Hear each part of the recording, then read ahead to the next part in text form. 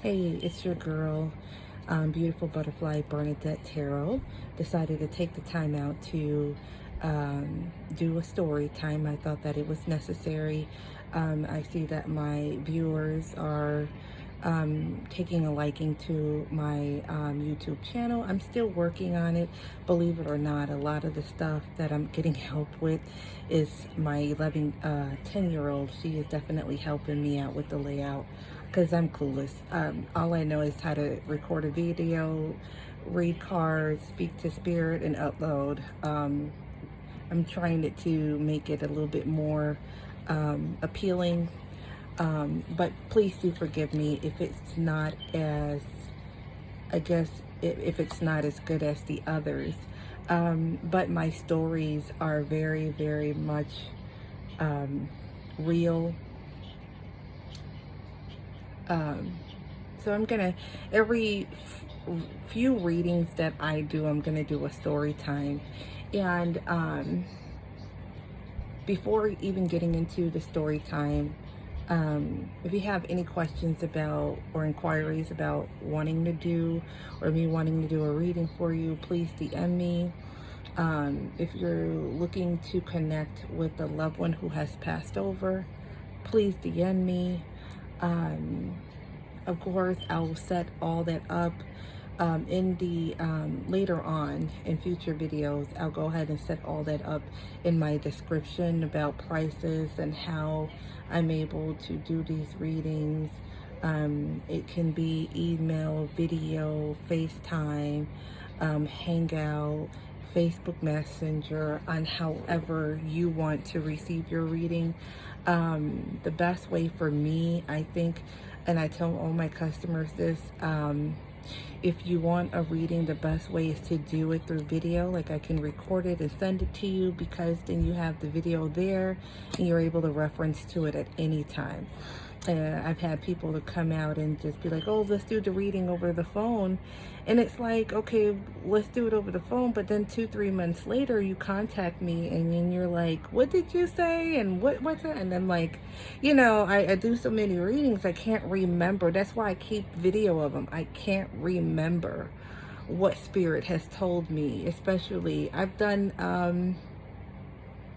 I'm at close to 300 videos, readings that I've done. And that's not even the ones counting on my page.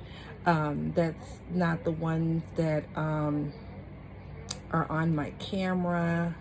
Like, there's so many. But in another video, what we'll do is we'll go into the beginning and how it all started for me and why I took this route, or why I was chosen, I guess you can say. So we can go ahead and start. I'm trying to get comfortable because I'm in my room. And I'm trying to say this low enough so my daughter won't hear it, because I don't want her to get spooked out. It's already to the point where she's gotten comfortable now that when we go to bed, she doesn't cover her face, because she's like, Mommy, I'm afraid of what's going to be standing over me when I open my eyes. But I'm trying to teach her and let her know that spirits are not going to harm her, not as much as humans. But anyway, so then the reason why I wanted to talk about this story in particular, and I'm going to post my podcast because I'm a little bit more explicit. I'll be explicit as much as I can in this video, but there might be some things I may leave out. You have to catch at my podcast.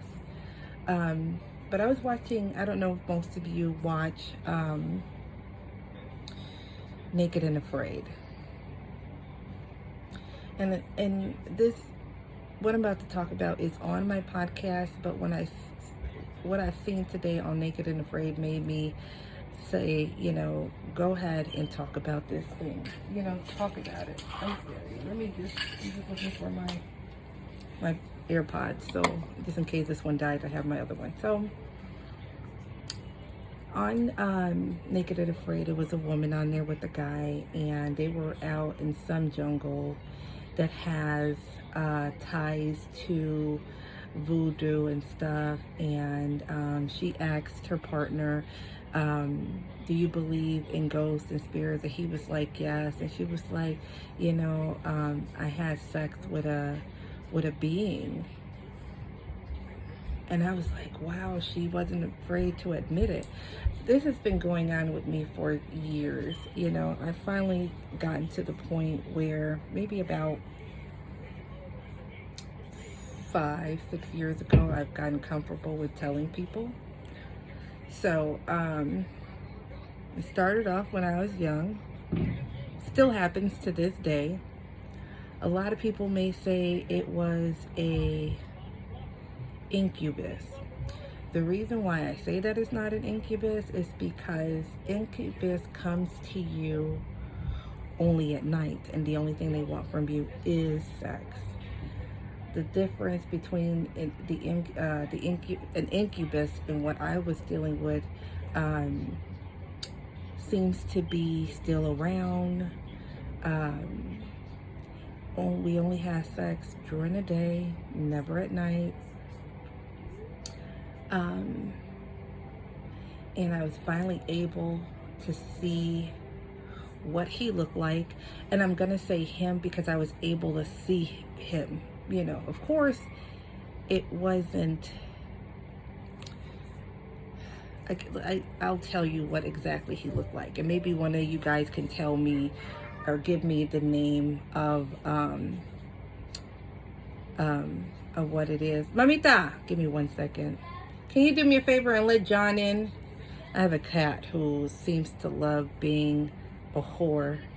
So he goes out my window and come in my window like he pays rent. So just give me 1 moment. I'm gonna have my daughter to get him in. I'm just too tired. I was in a car accident on the 1st, so my back is hurting. Thank you.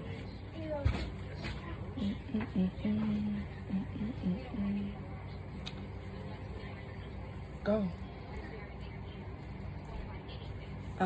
So she's gone. So I was probably in the 6th grade, and I can remember that I would sleep on my stomach, and this would be during the day. So of course, this is not happening when I'm going to school. I have to get up and go to school. This has started happening when I was home on the weekend or on off days, holidays and such.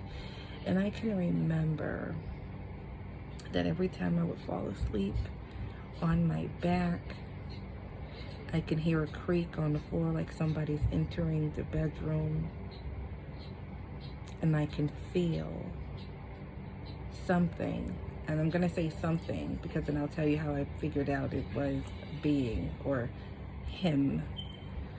I remember where this being and again, I'm in 6th grade, still a virgin, and I remember being penetrated, and I remember climaxing from the beginning when the penis was inserting. So what I mean by that, and here's where I may get a little bit explicit. The penis would enter me, and the second that it would enter me, I felt full, meaning it was like a perfect fit. And in the midst of it being a perfect fit, like the energies were strong to where like I was climaxing, just like this. And of course, it was going on for so long. Like I said, it still happens to this day. And it was happening frequently. But I never, when you're a child, you don't know how to question that. You don't know how to bring the conversation up. I certainly didn't bring the conversation up to my parents. I didn't say anything to my grandparents. I told my aunt years later, and when I told her what happened, she believed me because she had a similar incident. So, um, as I got older and I became, became intimate in relationships, it would stop. Like, I felt like he would come around to assist me, take care of me, protect me, make sure that I was okay, keeping me company. So I was living in this apartment on the south side of Chicago. And then it started again. I would take my daughter to school. I would come home. And I've never been the type of person who needed to take a nap. I was like, who takes a nap? Like, who the fuck needs to take a nap? I'm not old. I'm not taking no nap. But for some odd reason, I would go into my apartment and I would get, just lay in the bed and watch TV. And my eyes would get so heavy. Where I would turn around, lay on my back, go to sleep. It's like I started getting this feeling like it was going to happen. And I can remember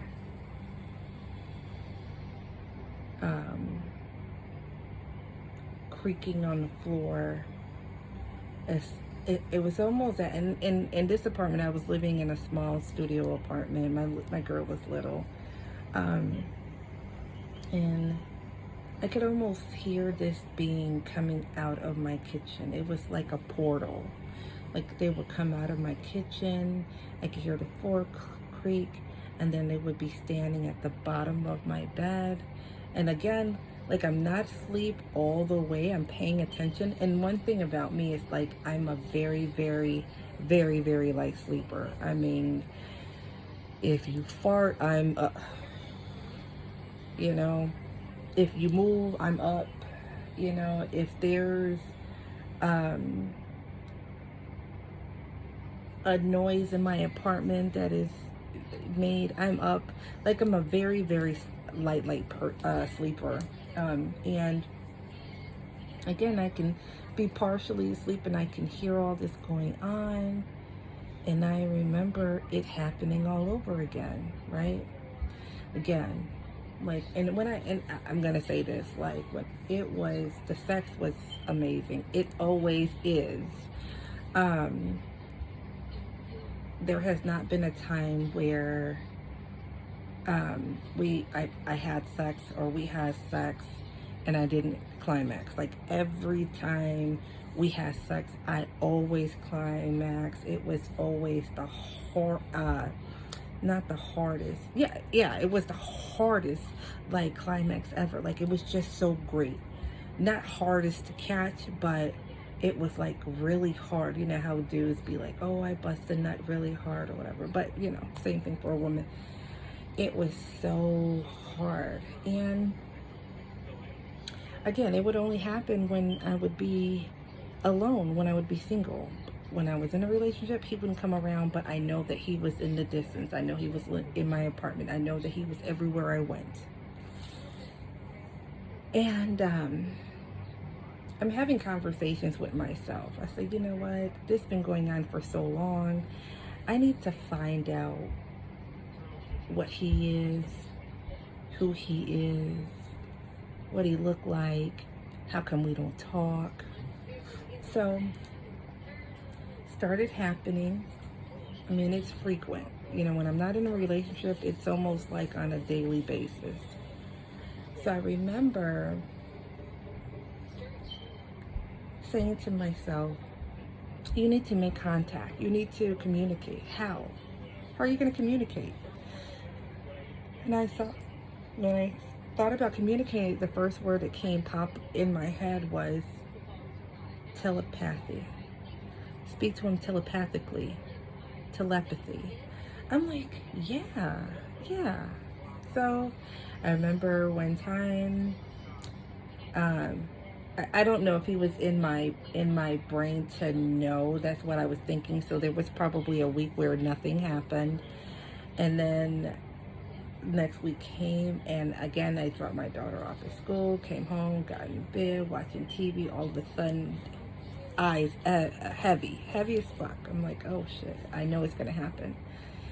And then I knew, I knew I was gonna make the mental notes. I knew what I was gonna say, So I remember, again, sleeping on my back, and this time I said, I purposely said to myself, I'm gonna wear panties. I'm gonna wear panties.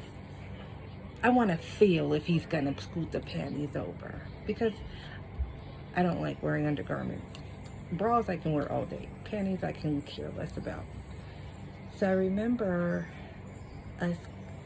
being in bed. I remember having panties on. I remember hearing him come through.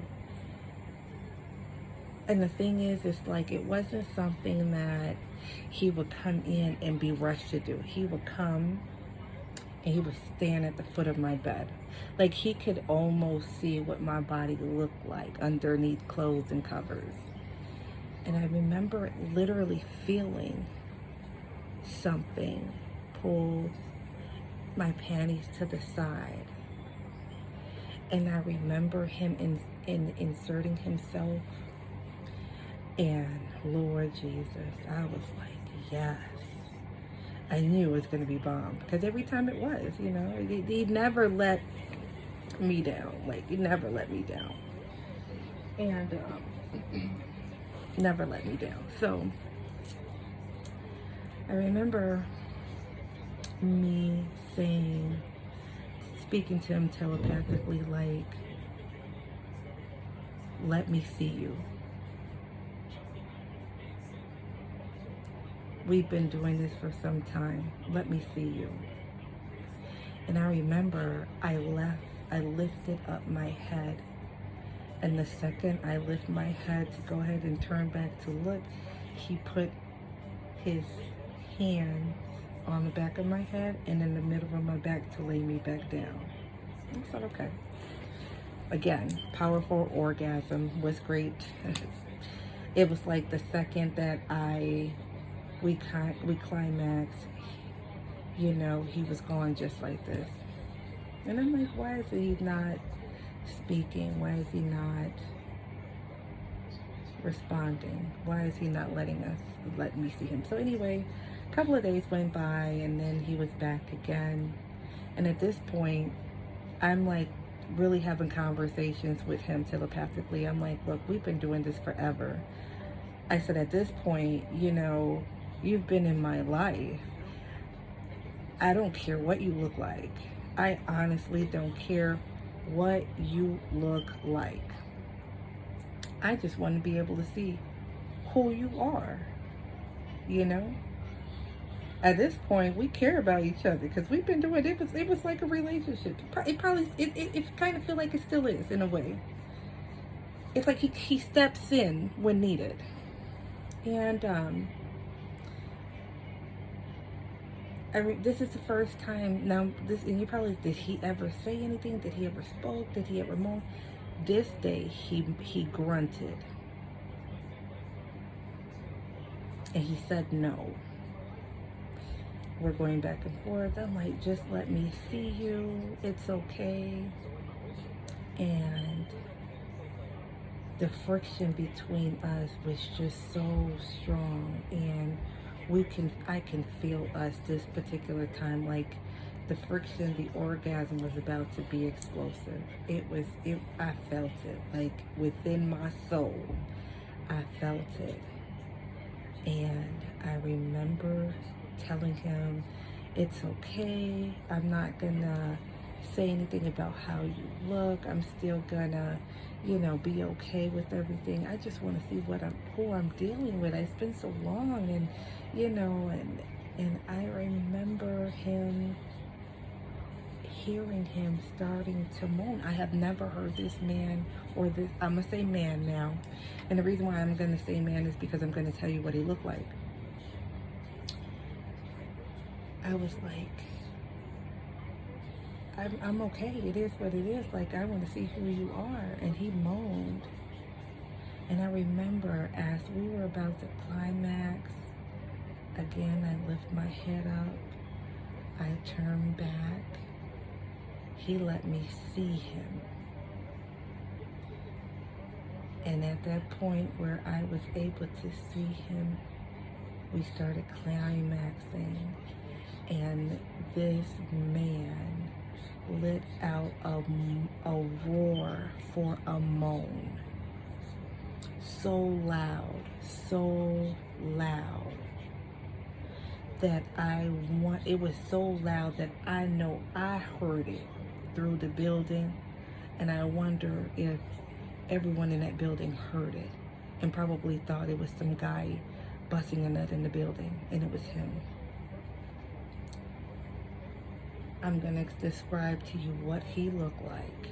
When I say to me, he's not ugly. I think he's very handsome. But I know he's not a incubus, not a demon. He's all black.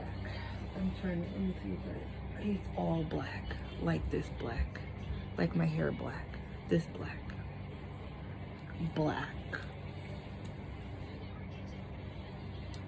teeth white. He had horns.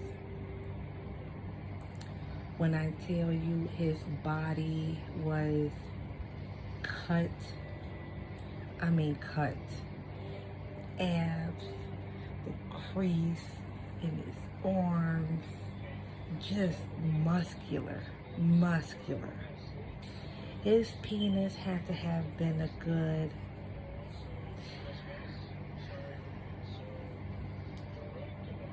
I'm gonna say between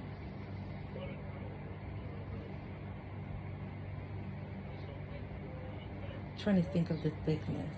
The thickness was nice. Nice. I'm trying to see. So I wish I could look and find something.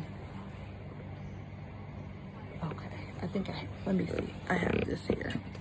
Bear with me. Let me see something. I kind of want to say that his penis was about like this. Penis was about like this. Thick. Was probably about 7 inches long. It was about that thick, but about 7 inches long. And what I couldn't get over was the way the rest of his body looked. He is part man, part human. Not human, but resembled a man, okay, except for the horns, muscular build, and he had a tail, and the bottom half of his body was built like a horse.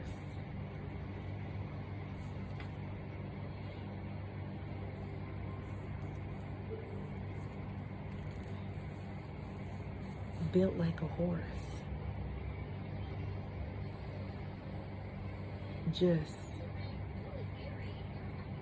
I don't know, I say beautiful, like a beautiful being. I don't know if he is my partner from another plane, partner from another, past life, partner from another room. I don't know. But damn it, the sex was just bomb. Like bomb. Like how many women can attest to every partner they had that as soon as the penis was inserted, they were climaxed just like this. Like where? Like when I tell you it was absolutely beautiful. He is absolutely gorgeous. And I can feel him. When I'm by myself, I feel him. When I'm here, I feel like I have my protection. when I'm out and about, he's standing beside me. And the reason why I say this, because I remember one day, I don't know if I have the picture, I might have to find it. It should be on my Facebook. It was so many, well, my daughter is 10, so maybe when it was probably about 5 years ago. And I remember I was walking to drop her off, because I didn't live far from the daycare. I was dropping her off. And I remember that it was cloudy that day. Cloudy, no sun. And I remember walking with her, and I seen a shadow. Like when there was no sun, but I can look down at the ground and I can see my shadow, I see my daughter's shadow, and I seen another shadow next to me. I've always felt protected. People always say, how can you live on the south side of Chicago? It's one of the worst parts in the city. I tell them, like, you guys don't know, I'm heavily protected. And I'm not just saying him. I have my grandparents on the other side. I have my parents on the other side. I have brothers, aunts, niece, cousins, all on the other side. So when you're fully embedded into the spiritual world, you have coverage, You have coverage. And I thought that was pretty dope to go ahead and sell my best sex of my life. Like, best sex of my life. Like it was. Still is, when I'm not involved.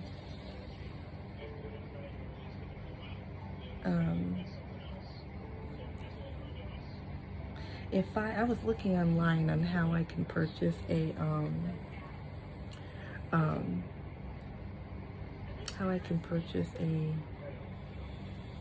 lie detector test.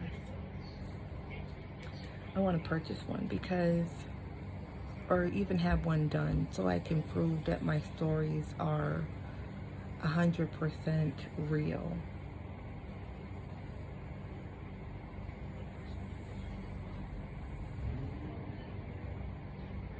Crazy. But again, that started when I was like in the 6th grade up until now, Always, like I said, I know he's here. But he doesn't step in if I'm in a relationship. If I'm in a relationship, he doesn't step in, which is cool. Like, I kind of, like he respects or we respect each other's boundary, or he respects my boundaries or whatever, or respect my relationship. Pretty dope though. Pretty dope. But I'm noticing, I told this story to another friend of mine, and she had the same experience, but I think she said that hers was an incubus though. And I said, people are like, no, if it was a demon, demon is going to do more harm to you than good. Demon is not going to feed me his dick. Trust and believe that. Wasn't an incubus because we weren't having sex at night. If you look at stories and readings, videos about, I hope that wasn't my iPad. Hope that wasn't your phone. Okay, so if you watch and you Google or you read up on that, an incubus is not going to do it. They're only going to come to you and come to you for one thing only. But the way that he looked, I don't know what you would call him. I don't know what you would call him. I have no idea. But anyway, that's the end of my story time. I hope that you guys enjoy. Again, if there's anything that you want to know, any readings or what have you, any questions, please reach out to me, DM me, or post, comment, like, subscribe, and share. Hopefully we can move into a place where I'm able to go ahead and give out readings. I definitely want to start doing readings where it's recorded between me and the person so that I can post it. And another thing too is, and I wanted to point this out, a lot of my cards, my arm looks big as hell, but it's actually not, but my butterflies. Now you know why I love butterflies and why I always incorporate butterflies and everything. But I got some here too. This kind of looks like a butterfly cross, almost. Butterfly. But anyway, 85–90% of my cards are all oracle cards. And the reason why I choose oracle cards versus tarot cards is because tarot cards are very precise. So once you study all 72 decks, you automatically know how that reading is going to go, whether it be for a job, whether it be for love and relationship, you know, whatever the case may be, you know how to incorporate those cards in your reading depending on whatever reading you're going to do for the person that you're going to do a reading for. Like, you know the meaning of these cards. The oracle cards, you can pull the same oracle cards 500 times and we'll get 500 different meanings for that one card. What the oracle card is, you're able to use the name of the card and the definition that's on it if it applies to your reading, or you can use the name of the card and what your meaning of the card is for that particular client. Since I work with spirit, spirit gives me the information. So I'm trying to go ahead and give you guys an example in regards to an oracle card. Again, my readings are past, present, future, future, present, past. I've also done readings for people who have lost their significant others, to where there's one, my right-handed guy, there was a lady. I used to do a lot of readings on Facebook. There was a lady that reached out to me and she was like, I want you to see if you can tap into my child's father who died. And I'm like, okay, give me your name, give me his name, give me your date of birth, you and his, give me your email address. I'll do your reading. She didn't give me much information. That's all I needed. Conducted my, of course I sage and spoke with spirit and asked them to assist me. And I instantly got a vision of her child's father. And we're saying this all in this reading, and I'm like, I see him. This is the way that he looked. I'm describing him, glasses. I see that he likes to wear a lot of red. I said, but besides wearing a lot of red, I see a lot of red in his chest.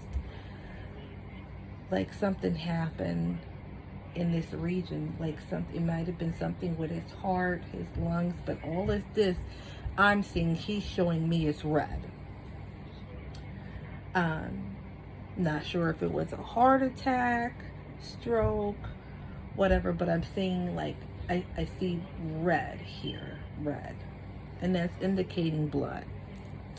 So I had to, send her reading and everything. And what I do is that once I send you your reading, I want you to just give me an honest to God review. So I asked for her. And she emailed me back and she was like, wow, very impressed. And I'm like, really? She was like, yeah. She said, I didn't even tell you that his heart burst. His heart burst. I said, what? She was like, that red that you picked up, that was blood, but his heart burst. And I was like, wow. Then I did another reading, and she was making it, she wanted to know some things about him. And then I'm like, wait a minute. He's giving me the impression that you're dealing with somebody else. Like, you're dealing, I think this was my second reading for her. I was like, you're dealing with somebody else. You're talking to somebody else. You're involved. He's showing me. He sees it. And she was like, I just wanted to know if he was okay. As long as you and his child is happy, he is happy. You can't stop living your life because something tragic happened to them. They're going to always want you to live your best life. Of course, they wouldn't want you to see anybody or, but what can they do? They're not here to help you. Well, they can help you, but not in the way that you think or would want, or they would want to help you,